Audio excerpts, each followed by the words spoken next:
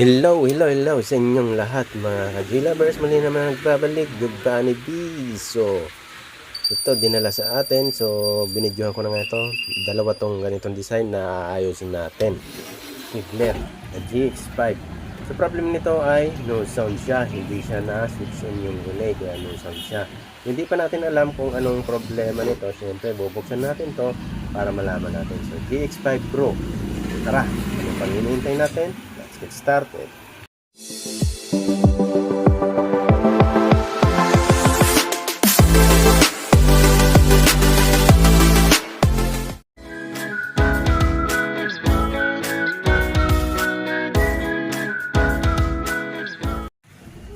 Nung binuksan natin, napansin ko naman mga ka-J-Lovers ay hindi naman na-open yung fuse.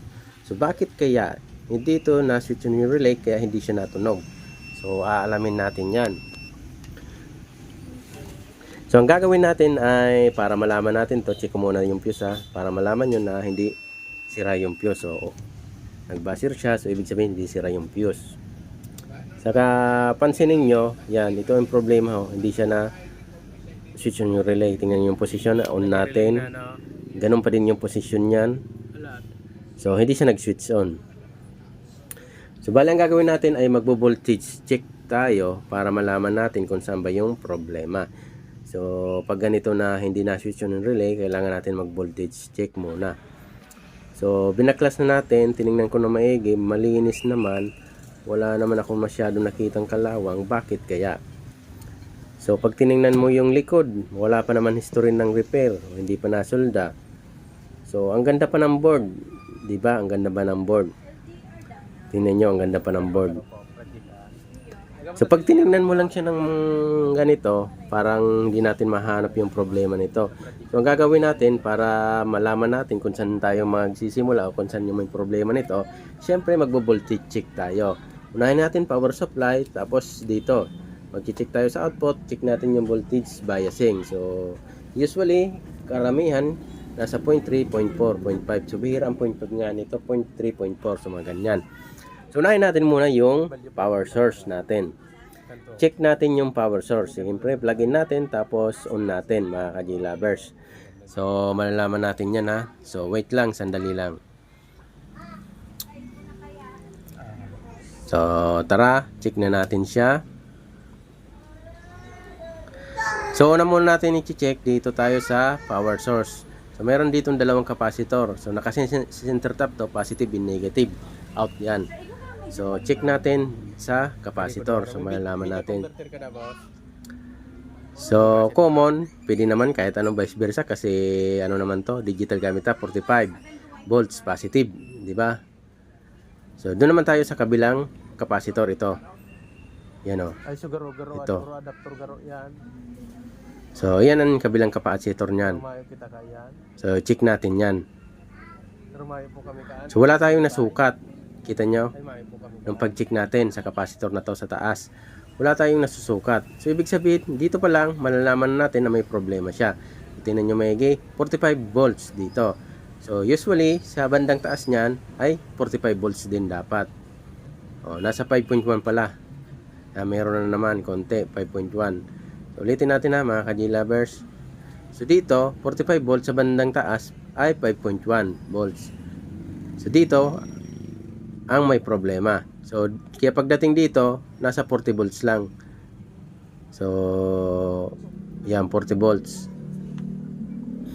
So dahil wala siyang supply sa capacitor, may problema dyan sa diode o sa power source natin, sa AC source. So pag check natin, 0.5 naman siya.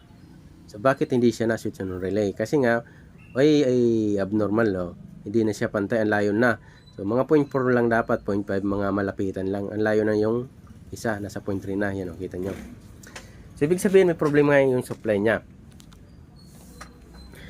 So next natin i-check itong diode, tapos yung AC source. Pag hindi natin nakuha sa diode, kasi good naman yung diode natin na papunta dyan, tapos check natin yung AC source. So discharge ko muna, ito discharge ko muna.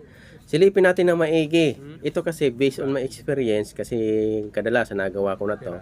So papaliwanag ko na naman yan sa inyo mga ka-J-Lovers. Ginawan ko na nga dati ito ng video, pero ito gawan pa natin ulit para ma-refresh lang kayo.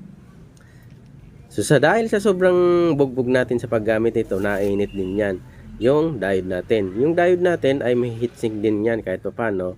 Kaya lang minsan nalos din yan mga ka-G-lovers. So pwede yan. Kasi bihira naman tamaan yung AC source natin o power supply, bihira naman yan. Dito sa diode, pag sira yan, talagang hindi yan magkakaroon ng supply, tas sira.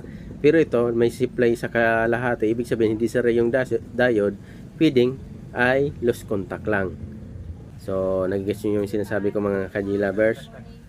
Feeding lost contact lang. So, paano natin malalaman? Siyempre, titingnan natin to, susum natin para makita natin kung dyan ba talaga yung problema niya. Arog naman talaga nagkakaid natin. Yan na, nung pag-zoom natin, ito nga yung problema nakita natin. Kita nyo yan, lost contact na yan. So, hindi mo siya mahahalata yan pag normal lang na tingin mo. Pag sino mo siya o tingnan mo lang maigi o titigan mong maigi, saka mo malaman, o kailangan mo talaga mag-check, mag-voltage check para malaman yan. So, ang gagawin natin, resolder muna natin yan para malaman natin kung dyan ba talaga.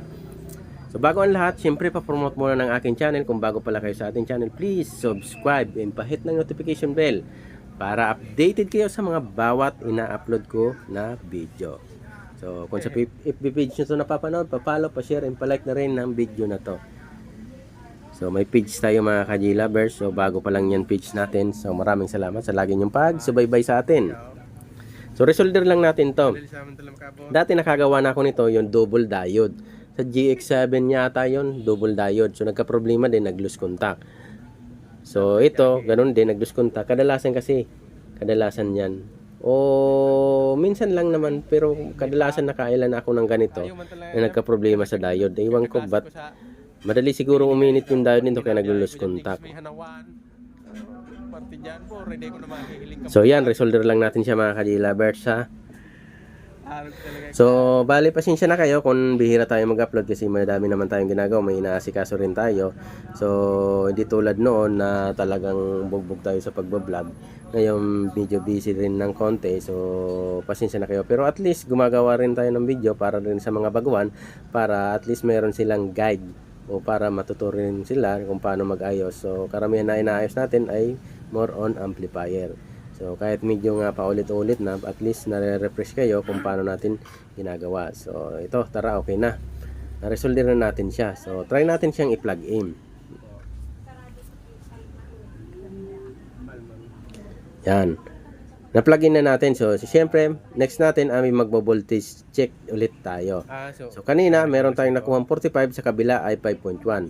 So, malalaman natin kung same na ba sila ng 45 volts. So, makikita natin. So, mukhang nag-switch na nga yung relay na pakinggan ko. 45 volts. So, dito ay same 45 volts. Negative 45 volts. So, pagdating dito, nasa 90 na yan. Kasi 45, 45. So, pag chinik natin yung voltage biasing nito, normal na siya. 4.4. 0.4. 0.4. 0.4. Oh, almost lahat na sila 0.4. So nagits yung mga ka-G-lovers. Dahil nagkaroon na ng sapat na supply, yung positive and negative na supply natin, 45-45, nagkaroon na siya ng normal na voltage biasing. Nag-switch on na rin yung relay. So, ganun lang pala yon mga ka-G-lovers. Dahil sa isang loose contact, nagka-problema tayo sa pag-switch on ng relay. So, hindi na siya natunog. So, malalaman natin yan mga ka-G-lovers. Tingnan nyo maigi ha. Mag-audio test nga tayo siguro nito o diretso na tayo yung testing. So, tingnan nyo maigi yung position ng relay. Ha? Tingnan nyo maigi. Lapit natin yung camera. So, focus lang natin siya. So, tingnan nyo yung position ng relay ha. I-on natin dyan ha. Tingnan nyo. Yan, gumalaw. May delay kasi yan. Gumalaw, diba? Ibig sabihin, nag-switch on yung relay. In-off natin. Ulitin natin mga ka-G-lovers ha. Oh, gumalaw, diba? So, normal na siya. So, hindi ko na siguro mag-audio test kasi normal na to. Rekta na tayo sa pag-testing. So, sana meron kayong natututunan na lagi sa ating tutorial mga ka-G-lovers. So, napakasimple lang to pero napaka-importante to. Kasi at least alam nyo na kung magka-experience kayo ng ganito, at least alam nyo na hindi na kayo gumalaw ng ibang parts. So, dyan lang pala, resolver lang pala. So, hindi nabubugbog yung board natin. So, okay na to. Ready for testing na tayo mga ka-G-lovers. So, testingin na natin. Okay na siya. So, thank you very much. Yan. Nagsusun na yung relay. Next ko lang yung music natin. Yan. Okay na ito mga ka-G-lovers kasi nagsusun na yung relay natin dyan. Yan. Okay na. Tunog. Okay na yung tunog. So, maraming salamat sa lagi niyong pagsubaybay sa ating channel. Thank you.